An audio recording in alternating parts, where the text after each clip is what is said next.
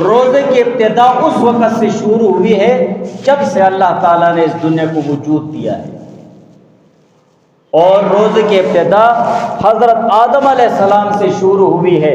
چنانچہ روایات میں آتا ہے کہ آدم علیہ السلام کے دور میں ایام بیز یعنی ہر مہینے کے 13ویں، 14ویں اور 15ویں تاریخ کو روزہ رکھنا فرض تھا، اور اسی طرح یہود و نصارہ میں بھی روزے کا تصور موجود ہے، وہ بھی روزے رکھتے ہیں۔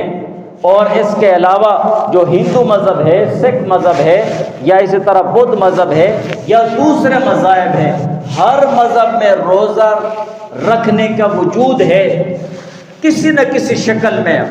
تو یہ روزہ، یہ آدم علیہ السلام سے اس کا وجود اور آدم علیہ السلام سے اس کی ابتدا آ رہی ہے۔ لیکن روزے کا فلسفہ کیا ہے؟ روزہ فرض کرنے کا اور روزہ رکھنے کا